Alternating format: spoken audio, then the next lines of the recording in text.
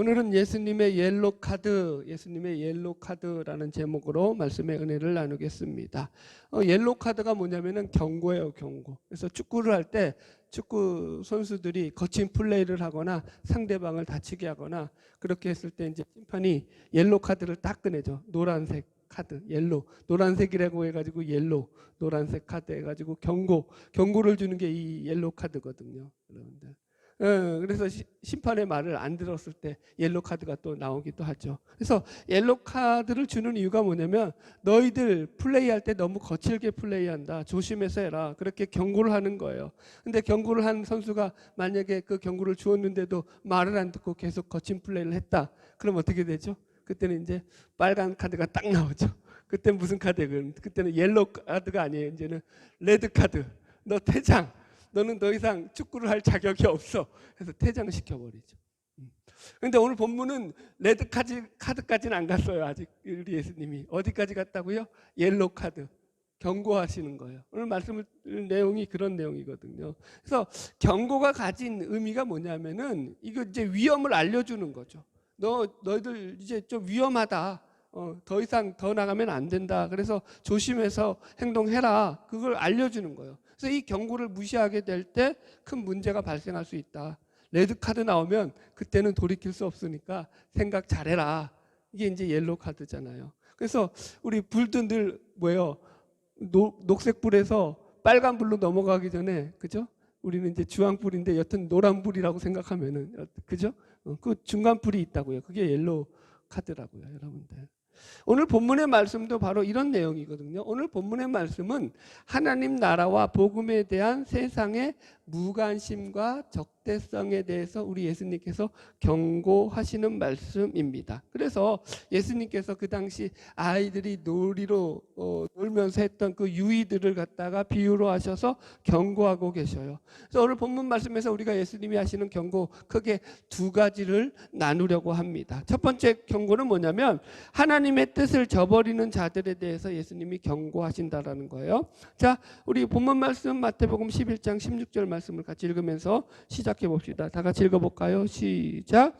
이 세대를 무엇으로 비유할까? 비유하건대 아이들이 장터에 앉아 제 동물을 불러, 이렇게 시작하고 있어요. 그래서 말씀을 보면은 이 세대를 무엇으로 비유할까라는 말씀으로 이제 본문의 내용이 시작하고 있어요. 그래서 이게 무슨 말이냐 하면은 예수님께서 그 당시 이스라엘 백성들이 가지고 있었던 그 영적인 무지에 대해서 매우 답답한 마음을 가지면서 지금 이 말씀을 하시는 거예요.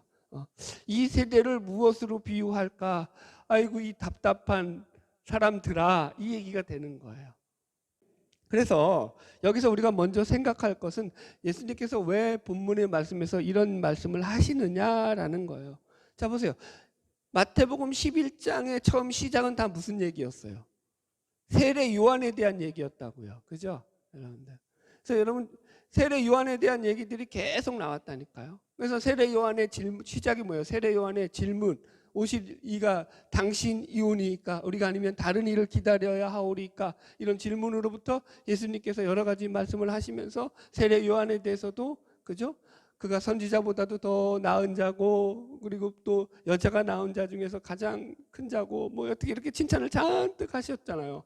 이런 얘기들이 잔뜩 나오다가 갑자기 돌연 여기서는 무슨 얘기하냐면은 뜬금없이, 그죠? 이 세대를 무엇으로 비유할까 하면서 아이들의 놀이를 비유로 해가지고 그저 막 예수님이 경고의 말씀을 하시더라는 거죠. 그래서 여기 20절에 가면은 예수께서 권능을 많이 행하신 고을들이 회개하지 아니하므로 그때 책망하시되 화 있을진저 고라시나 화 있을진저 베세다야 하면서 갑자기 회개하지 않는 이 고라신과 베세다를 향해 가지고 책망하는 말씀들로 이어지고 있더라는 거예요.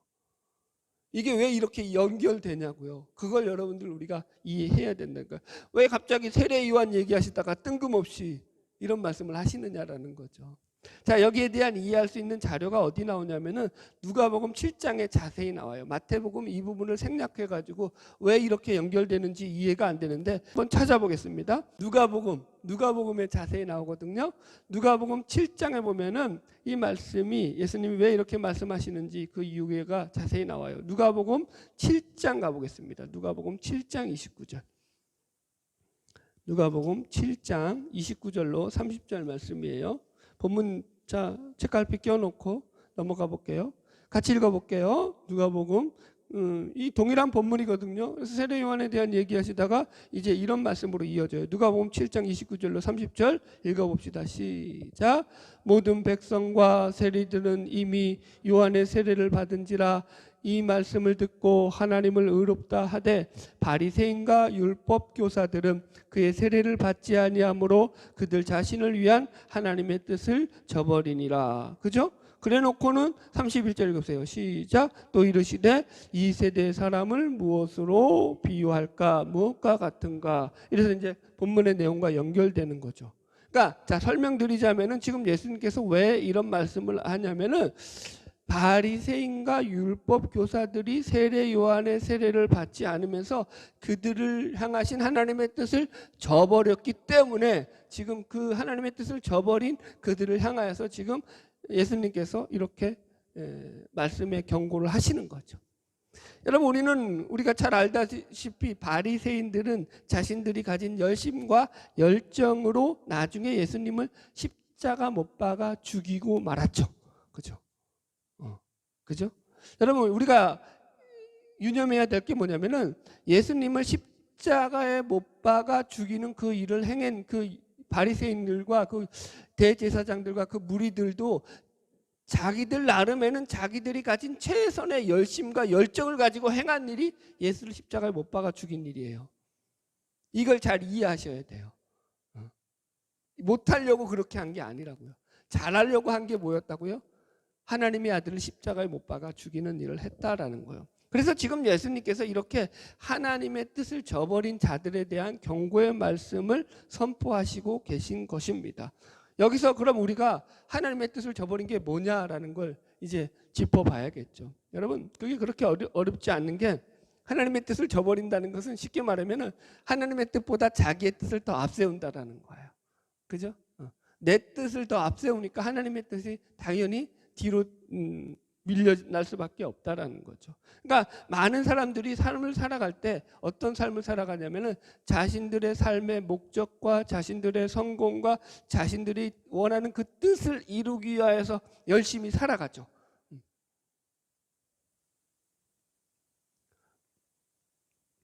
여기 이제 하나님의 뜻을 저버리다라고 할 때 이 저버리다라는 말의 헬라어가 뭐냐면은 아세테오라는 말인데 그게 이제 업신여기다 혹은 거절하다, 리젝트, 거절하다 이런 뜻을 가지고 있어요. 그러니까 원어대로 풀이하자면은 하나님의 뜻을 저버렸다라는 것은 자신의 인생에서 하나님의 뜻을 업신여기고 그 뜻을 거절하면서 살았다 이거예요. 제가 아까 축구 예를 들었잖아요. 심판이 옐로 카드를 꺼내요. 그런데 옐로 카드 꺼내기 전에 그냥 심판이 옐로 카드를 꺼내는 것이 아니라 그 전에 몇 번 그 거친 플레이를 하는 선수를 향해서 주의를 준다니까요. 구두로. 부르죠. 옐로 카드 꺼내기 전에 부르죠. 거친 플레이하고 난 선수에게.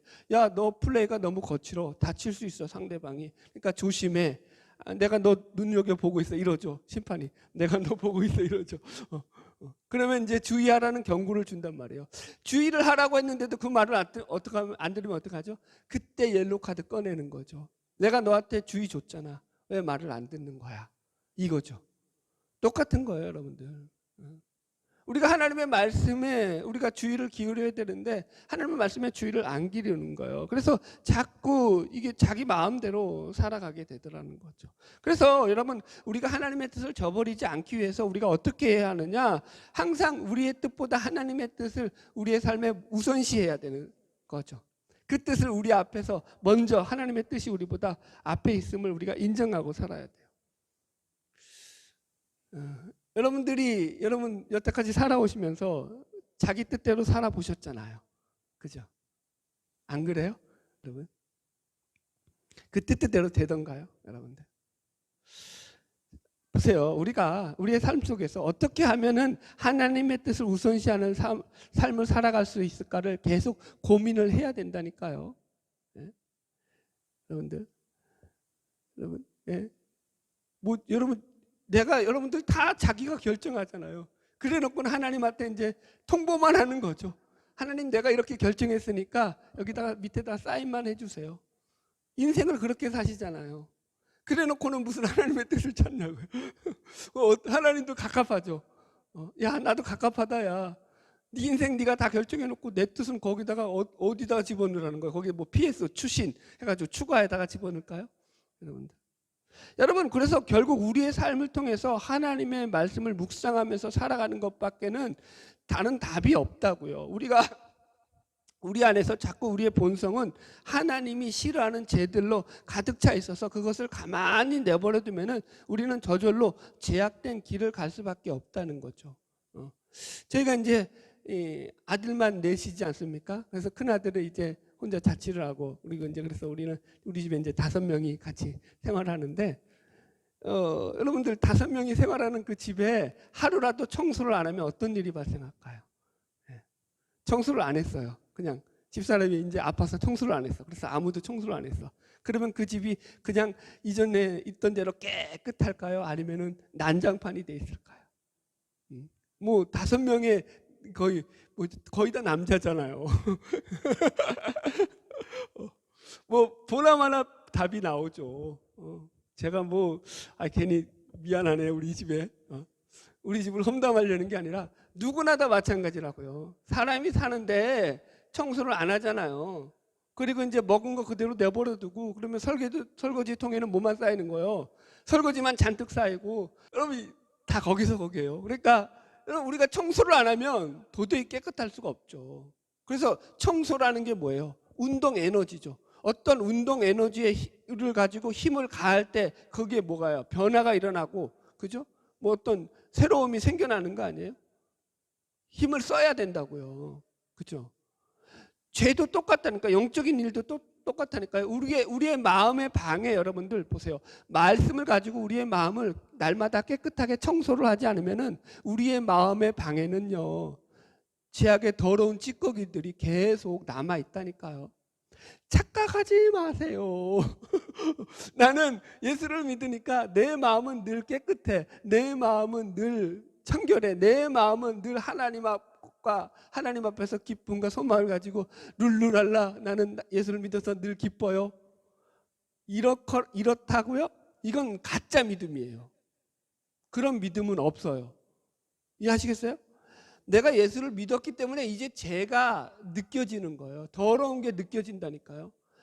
보세요. 시각장애인이에요. 앞을 못 봐요. 그러면 여러분들, 시각장애인인데 방이 더러운지 깨끗한지 어느 집에 들어갔는데 알아요? 몰라요? 모른다고요. 이해하시겠어요? 우리는 다 영적 장님이었다고요. 그래서 우리가 더러웠는데도 더러운 걸 몰랐는데 예수를 믿고 이제 영적인 눈이 떠진 거예요. 그래서 우리 속에 더러운 것들이 있다, 제약된 것이 있다는 걸 알게 됐죠. 그러면 어떻게 해야 돼요? 이제는 치워야죠. 청소를 해야죠. 죄가 그대로 우리 마음속에 담겨져 있는데 그 죄를 가지고도 나는 예수를 잘 믿고 있어, 이러면 그게 믿음이에요, 아니에요? 그런 믿음은 없어요. 아멘? 그래서 죄를 치우시라고, 제발 좀. 죄를 닦아내시라고, 우리 마음에서. 그걸 뭘로 하라고요? 하나님의 말씀으로. 말씀을 늘 묵상하셔야 된다니까. 다른 방법이 없어요, 여러분들. 하나님의 뜻을 저버리지 않는 것은요, 내가 날마다 우리에게 주어진 삶 속에서 하나님의 말씀을 묵상하며 사는 거예요. 그래서 제발 부탁이니까 하루에 한 절이라도 좋아요, 여러분들. 뭐 많은 것도 안 바래요, 저는 여러분들에게. 하루에 한 구절 어려워요? 그냥 한 구절만, 그냥 아침에 일어나서 그냥 한 구절만 보세요. 그리고 그걸 좀 마음에 새겨 보세요. 하나님이 이렇게 말씀하시는구나. 아멘? 네. 그렇게 살자고요, 여러분. 그게 우리가 하나님의 뜻을 저버리지 않는 비결이라니까요. 그러니까 우리의 삶을 통해서, 여러분, 맨날 그 시간이 그 시간인데 맨날 내가 주어진 시간 속에서 맨날 똑같은 삶을 살아가는 것이 이거 아니라니까. 이건 세상 사람들의 삶이고요. 우리는요, 맨날 같은 시간이지만 그 시간 속에서 하나님의 뜻을 이루며 산다. 이게 있어야죠. 아멘? 예. 하나님의 뜻 가운데서 살아가는 저와 여러분 되기를 축복합니다. 여러분, 시간이 우리에게 엄청 많은 것 같은데 그렇지 않다니까요. 제가 이제 부목 시절에 경험했던 충격적인 경험인데 이걸 좀 간증을 해드릴게요. 두 분의 예화를 드릴게요. 첫 번째는 이분이 40대 중반의 남성분이셨어요. 이 당시 이분이 성도분이셨고 아내가 집사님이셔서 이분은 이제 회사 일도 바쁘고 그러다 보니까 일은 잘하시는데 교회는 이제 어쩌다가 한 번씩 이제 생각나면 잊을만 하면 한 번씩 나오시던 그런 분이셨어요. 근데 이분이 급성 간경화가 온 거예요. 급성 간경화로 이제 갑자기 쓰러진 거예요. 병원에 신방을 갔는데 이분이 저를 보자 눈물을 뚝뚝 흘리시면서 이런 말씀을 하십니다. 목사님, 저는 세상과 가정을 위해서 열심히 산 죄밖에 없습니다. 저는 정말로 회사와 집밖에 모르고 그렇게 열심히 살았는데 제가 왜 이렇게 죽어야 합니까? 그 젊은 분이, 그 건장하신 분이 눈물을 뚝뚝 흘리시면서 자신의 그 병을 놓고 그렇게 통탄을 하시다가 얼마 못 사시고 돌아가셨어요. 그 눈물이 지금도 기억이 나요. 또 한 분은 예를 들어 드릴게요. 이분은 50대 초반의 남성분이셨어요. 이분은 만성 신장 질환으로 신장 투석을 매일 일주일에 2번씩 받으셔야 돼요. 신장 투석하는 분들이 다 그렇죠. 그래서 이 투석을 안 받으면 살아갈 수가 없는 거죠.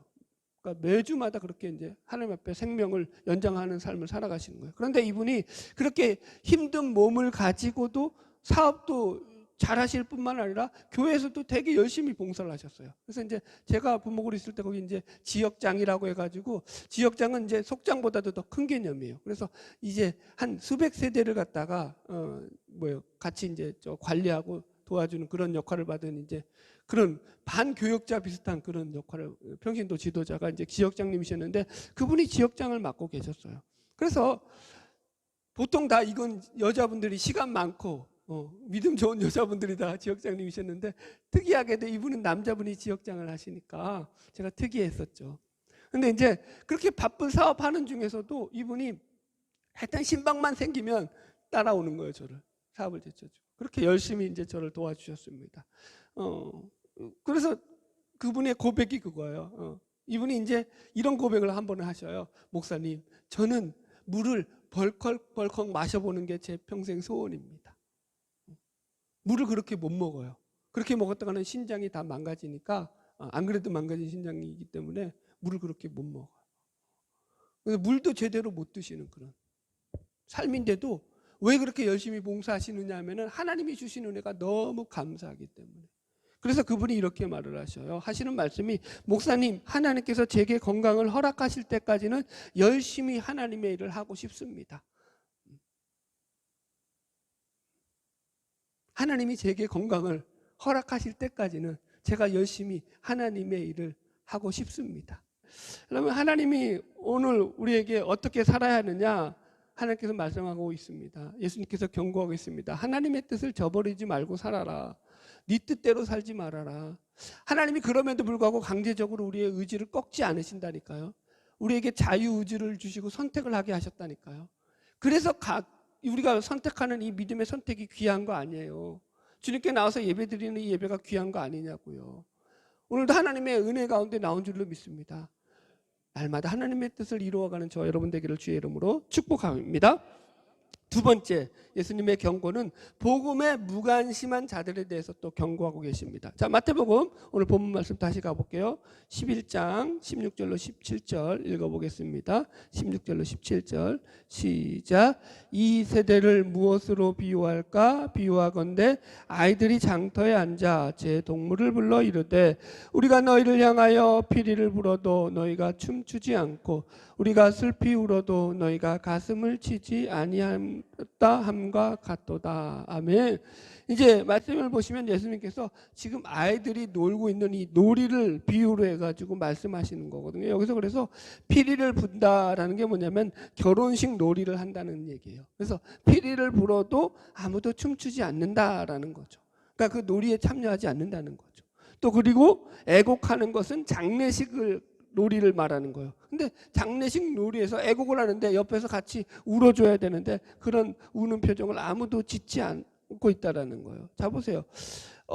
우리가 너희를 향하여 피리를 불어도 너희가 춤추지 않는다. 그러니까 이 말은 무슨 말이냐면은 아이들이 두 무리가 있었는데 이 두 무리가 서로 합쳐서 야 우리 같이 놀자 해가지고 이제 같이 섞여서 노는 거예요. 그래서 이제 먼저 이 놀이를 제안했던 무리들 애들이 야 우리 결혼식 놀이 하자 그러면서 이제 한쪽에서 막 우리가 피리를 불 테니까 니들이 춤추고 막 노래해 이랬단 말이에요. 결혼식이니까. 그런데 뭐가 마음에 안 들었든지 이 놀이에 참여했던 그 반대편에 있는 그 무리의 아이들이 야 우리는 너희들 놀이에 참여하고 싶지 않아 그러면서 따라가지 않았다라는 거예요. 이해하셨죠? 그 지금 얘기한 거 장례식 놀이도 마찬가지라는 거죠. 그러니까 상대방에서 아마도 이 놀이에 불만을 품고 한쪽에서 주도하는 것에 반응하지 않고 아무도 놀이에 참여하지 않았다라는 말이에요. 이해하셨죠? 뭐가 있었다고요? 불만이 있었다고요. 지금 그래서 예수님께서 이 아이들의 놀이를 비유하신 목적이 뭔가 하면 그만큼 이 세대가 하나님 나라와 복음에 대해서 무관심하고 있다. 더 정확하게 말하자면 적극적으로 표현하자면 불만을 갖고 있다. 라고 우리가 해석을 할 수 있습니다. 자, 18절 말씀을 읽어볼까요? 시작. 요한이 와서 먹지도 않고 마시지도 아니하며 그들이 말하기를 귀신이 들렸다 하더니 그래서 그들이 어떻게 복음에 대해서 무관심하였느냐 그 설명을 세례 요한과 예수님을 들어서 지금 예로 설명하고 계시는데 요한이 와서 먹고 마시지도 아니하며 그렇게 사역을 하니까 그들이 뭐라고 했다고요? 요한에 대해서 귀신 들렸다 이렇게 말하더라는 거예요. 그러니까 세례 요한이 이스라엘 백성들을 통해서 회개하라 하나님 나라가 가까이 왔다라고 하나님의 말씀을 선포할 때에 많은 무리들이 물론 세례 요한에게 세례받기 위해서 나왔음에도 불구하고 그보다 훨씬 더 많은 무리들 아니 대다수의 이스라엘 백성들은 그 세례 요한의 복음에 대해서 무관심했다라는 거예요. 그리고 어떻게 반응했다고요? 저거 미쳤어. 저거 귀신 들렸어. 이렇게 반응을 하더라는 거예요. 여러분들 이해가시죠? 자 19절 읽어보겠습니다. 시작. 인자는 와서 먹고 마심에 말하기를 보라 먹기를 탐하고 포도주를 즐기는 사람이요 세리와 죄인의 친구로다 하니 지혜는 그 행한 일로 인하여 옳다함을 얻느니라. 아멘. 보세요. 이 말씀도 심지어 세례 요한뿐만 아니라 예수님께서 전하시는 천국 복음에 대해서조차도 그들이 관심을 안 가지고 있었다. 그러면서 그들은 예수님의 행동을 단편적인 그 어떤 모습을 가지고 그분을 조롱하고 멸시했다는 거죠. 예를 들어서 세리와 죄인들의 집에 가서 예수님이 먹고 마셔서 식사를 나눴던 것을 갖다가 트집 잡아서 조롱하는데 여기 뭐라고 조롱하고 있어요? 보라 먹기를 탐하고 포도주를 즐기는 사람이다 이렇게 말하고 있어요. 여기서 먹기를 탐하다라고 할 때 이 탐하다라는 말이 헬라어 파고스라는 말이에요. 파고스. 이게 그냥 단지 그냥 먹는 것을 즐거워한다 대식가다 이런 의미가 아니라 개걸스럽게 먹는 거예요. 먹는데 식탐을 가지고 먹는 거. 이게 지금 파고스라는 의미예요. 그러니까 예수님을 그렇게 이제 지금 조롱하는 거예요. 그리고 이 술주정뱅이다 이거죠. 그러니까 한마디로 예수님을 직역하자면은 그는 식탐이 많은 인간이요 술주정꾼이다 이렇게 예수님을 멸시하더라는 거예요. 보십시오. 그럼 사람들이 왜 이런 말을 하는가 하면은 이런 말을 통해서 요한의 인간성을 깎아내리고 예수님의 그 인간성을 깎아내림으로 말미암아서 저들이 전하는 복음, 저들이 전한 말은 가치가 없는 것들이니 들을 가치가 없다라고 지금 깎아내리려는 게 목적이라고요. 이런 거예요. 그냥 세례 요한의 말은 들을 가치가 없고 예수님의 말은 들을 가치가 없다라고 말하면 사람들이 이게 납득이 안 되잖아요. 그러니까 그들의 인성을 깎아내는 거예요. 저것들은 술주정뱅이에 미친 X에다가 그죠? 귀신 들린 것들이야. 저런 인간들의 말은 들을 가치가 없어. 이렇게 말을 만들어내더라는 거예요. 이해하시겠죠, 여러분들? 그들이 지금 이 예수님과 세례 요한의 인성에 흠집을 내는 거예요. 그리고 이런 일을 주도했던 무리들이 바로 바리새인들과 율법 학자들이. 생각해 보십시오. 우리가 생각할 때는 이런 허무맹랑한 전략이 먹히면 안 되잖아요. 안 먹혀야지 정상이잖아요. 그런데 많은 유대인들이 이런 바리새인들의 그 계략에 동조해서, 그 음모에 동조를 해서 그들의 말을 사실로 믿고는 세례 요한과 예수님이 전하는 복음에 대해서 무관심했다라는 거예요. 무관심한 정도가 아니라 적대적으로 생각을 했죠, 여러분들. 그래서 지금 이것이 예수님께서 이 세대를 향해서 경고하시고 고발하시는 내용이 되는 거죠, 여러분들.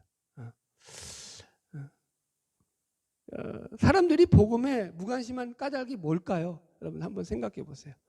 사람들이 왜 복음에 그렇게 무관심할까요? 답은 간단하죠. 그들은 복음을 필요로 하고 있지 않기 때문인 거예요.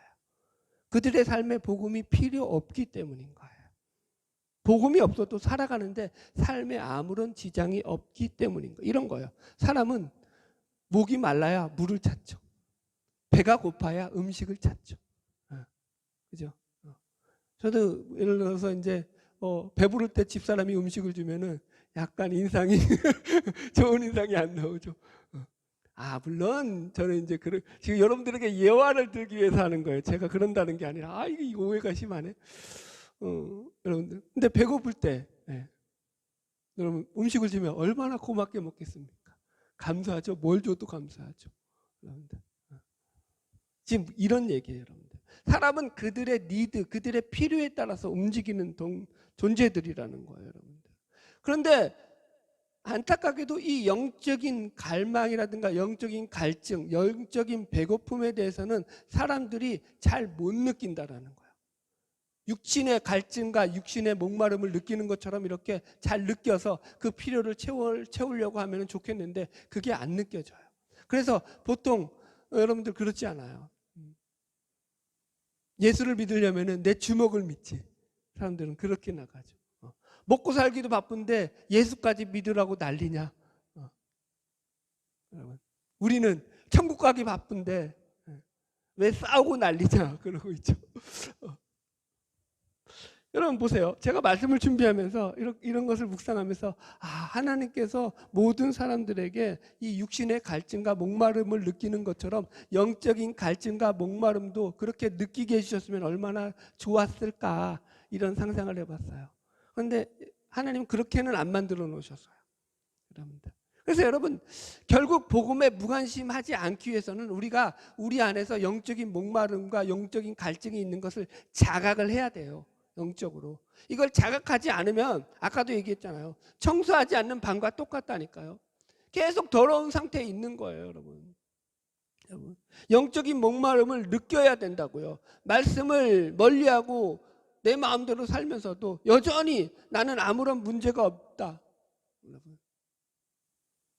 그러니까 여러분 그게 복이에요, 저주예요? 근데 그걸 복으로 생각하잖아요. 나는 교회 나와서 예배 드리는 걸로 모든 것은 다 신앙생활은 퉁퉁 치는 거야. 나는 나의 신앙생활은 그걸로 퉁이야. 그래놓고는 세상에서는 내 마음대로 사는데도 아무 문제가 없어. 그게 복으로 생각하며 살아간다고요. 어리석게도. 여러분들. 그건 저주죠, 여러분들. 하나님의 만지심이 있어야 된다니까요. 여러분 우리의 죄성은요, 우리를 말씀과 멀어지게 만들면 만들었지 가만히 있어도 저절로 말씀이 좋아지고 주님을 바라보게 만들더라, 이런 건 없어요. 우리는 늘 우리가 말씀을 떠나면 얼마나 답이 없는 존재인가를 그래서 자각하고 살아야 된다고요. 여러분들, 영적인 절박함, 영적인 사모함, 영적인 갈급함이 늘 그 속에서 있어야 돼요. 그걸 우리가 늘 찾아야 된다고요. 구하라, 찾으라, 두드리라. 뭘 찾으라고요? 뭘 구하라고요? 잘 찾으시기 바랍니다. 더 안 나갈게요. 너무 부드럽게 해야 되니까. 여러분, 그래서 오늘 본문 여기 보면은 19절 하반절에 예수님께서 이렇게 이 복음에 무관심하지 않기 위해서 너희들이 가져야 될 마음이 뭔지를 설명하고 있거든요. 11장 19절 하반절 보세요. 지혜는 그 행한 일로 인하여 옳다함을 얻느니라. 그죠? 예수님께서 갑자기 이 복음에 무관심한 자들에 대해서 경고하시면서 지혜를 얘기한다고요. 지혜. 무슨 지혜예요? 여기서 이 왜 지혜가 나오는 거예요 갑자기? 너희들이 복음에 무관심한 세대에 따라가지 않기 위해서, 너희들이 복음에 무관심한 삶을 살지 않기 위해서는 지혜가 필요하다. 그 패역한 세대를 따라가지 않는 지혜, 거기에 쫓아가지 않는 지혜가 필요하다라는 거죠, 여러분들. 세상의 주장, 세상의 가치에 매몰되지 말라는 거예요. 영적인 목마름을 가지고 살라는 거예요. 영적인 거 없어도 잘 먹고 잘 산다. 그거 아니라고요, 여러분. 그래서 우리 안에 있는 이 복음이 가진 생명력을 날마다 회복시켜 나가야죠. 복음의 능력이 있어야죠. 복음에 무관심하면서 여러분들 예수가 믿어지던가요?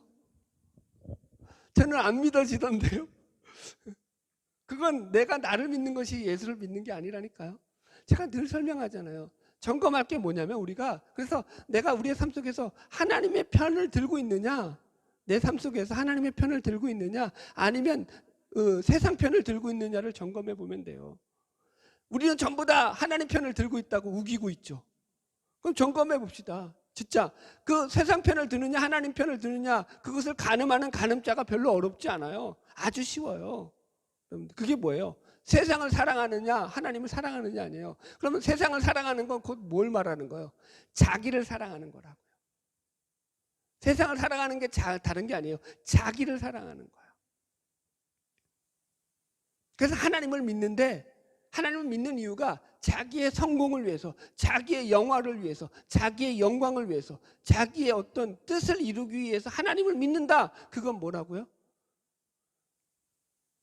세상을 사랑하는 것이고 곧 자기를 사랑하는 것이고, 자기가 여전히 하나님을 믿으면서도 세상을 편들고 있다라는 증거가 된다고요. 아멘. 네. 제가 언제까지 이 소리를 해야 될까요, 여러분들? 근데 여러분, 저도 이런 소리 안 했으면 좋겠어요. 얼마나 여러분들 좋은 소리 할 게 많은데, 여러분 바빠 죽겠는데, 그죠? 천국 가기도 바빠 죽겠는데. 근데 여러분, 우리가 천국 가는데 우리의 발목을 잡고 있는 게 뭐라고요? 죄라고요, 죄. 그 죄가 뭐라고요? 자기 중심성, 자기의, 자기를 사랑하는 거, 세상을 사랑하는 거. 그게 우리의 발목을 잡고 있다니까요. 큰 게 아니라니까요, 여러분들. 뭐 아주 중대한 죄를 지어서 하나님이 우리를 갖다가 뭐라고 하시는 게 아니라니까요. 여러분 보세요. 이 마태복음 24장에 보면 예수님께서도 이 심판의 경고에 대해서 이렇게 표현하고 있어요. 읽어드릴게요. 마태복음 24장 37절로 39절 찾아볼까요? 그냥 찾아봅시다. 좋은 말씀이니까. 마태복음 24장 37절 가보세요. 마태복음 24장 37절로 39절. 시작. 노아의 때와 같이 인자의 임함도 그러하리라. 홍수전에 노아가 방주에 들어가던 날까지 사람들이 먹고 마시고 장가들고 시집가고 있으면서 홍수가 나서 그들을 다 멸하기까지 깨닫지 못하였으니 인자의 임함도 이와 같으리라.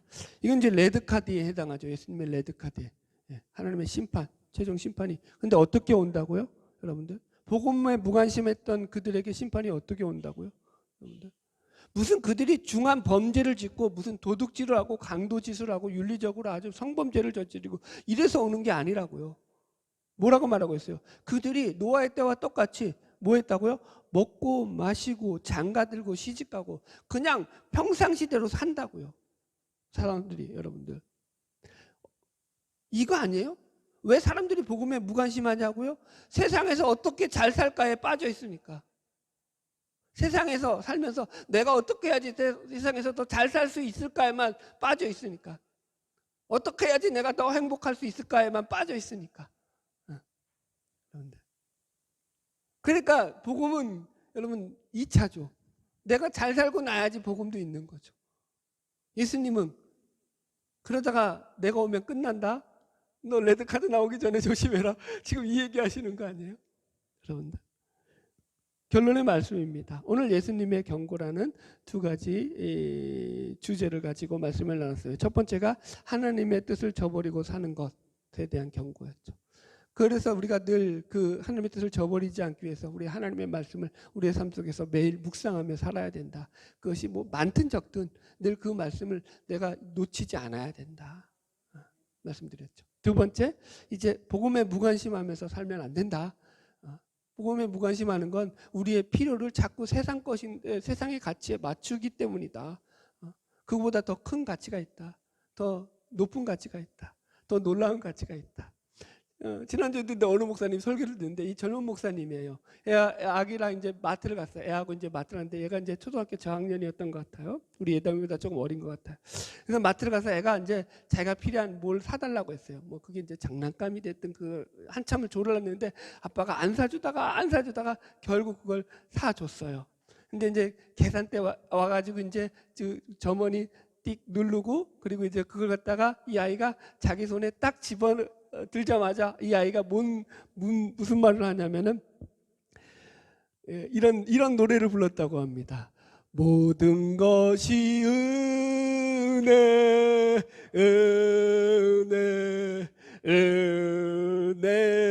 한없는 은혜 내 삶에 당연한 것 하나도 없었던 것을 모든 것이 은혜였어.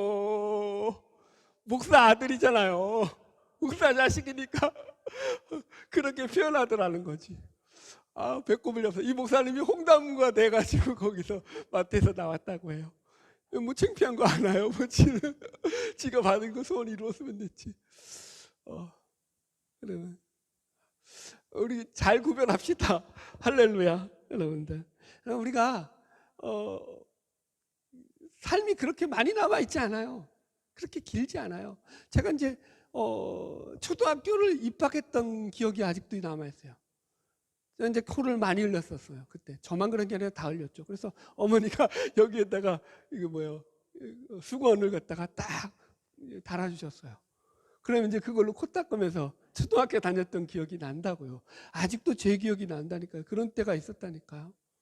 그런데 벌써 40이 넘고 50이 넘고 여러분들은 보세요. 60이 넘고 70이 넘고 주님을 만날 날이 가까워졌지 않느냐라는 거예요. 주님 앞에 섰는데 아버지 저는 지평수 늘리다가 왔습니다. 제가 저기 사골세부터 시작해가지고 10평에서 15평, 20평에서 30평 이제 50평으로 올라가려다가 지금 딱 아버지가 불러서 왔습니다. 아버지 조금만 더 시간을 주셨으면 제가 50평짜리 구하고 왔을 텐데 아버지 안타깝습니다. 그럴 거냐고요. 하나님 앞에 섰을 때 어쩌자는 거예요. 하나님 그럼 뭐라 그럴까요? 야 참 답도 없다 야 그러지 않겠냐고요. 목적이 다르다고요. 우리가 살아가는 게 다르다고요. 우리에게 주어진 시간이 다르다고요. 우리는 세상을 즐기기 위해서 살아가는 존재가 아니라니까요. 지난주에 또 이제 이찬수 목사님 설교를 듣는데 그분 설교가 가운데서 이제 마지막 멘트 가운데 이런 말씀을 하셔요. 그분이 이제 61년생이시라고 그러시더라고요. 그러니까 이제 은퇴할 날이 이제 10년도 안 남으신 거예요. 그러면서 당신은 하나님에 대한 기대감이 너무 크다는 거예요. 여태까지 하나님이 자기를 통해서 이루어 주신 그 일도 너무 크고 그러니까 너무 일에 대해서 하나님 앞에 감사와 기쁨을 느끼면서 그 사역을 하다 보니까 나이가 너무 많다는 거예요. 그래가지고 하나님이 딱 10살만 줄여주셨으면 당신이 지금 한 71년생이면 딱 10년만 줄여서 지금 71년생이면 너무 좋겠다라는 거예요. 아직도 하나님이 할 일은 이렇게 많은데. 그래서 제가 그랬죠. 그 설교 들으면서 내가 71년생인데 나는 더 덜머지고 싶은 의향은 1도 없어요. 여튼 그러면서 이제 그분이 하신 그 설교에 도전을 받았죠. 하나님의 일에 대한 열정과 그 어떤 그 열심에 대해서 그러면서 그 도전을 받았는데 여러분 인생길이 정해져 있습니다. 아멘. 누구나 그분 앞에 섭니다. 그래서 하나님 앞에 섰을 때 우리가 하나님의 뜻대로 살았던 것이 상급이고 그죠? 그분 앞에 우리가 누릴 영광인 줄로 믿습니다. 바라기는 날마다 그분의 뜻이 우리의 삶을 통해서 이루어지는 복된 저와 여러분의 삶이 되기를 주님의 이름으로 축복합니다. 찬양하겠습니다.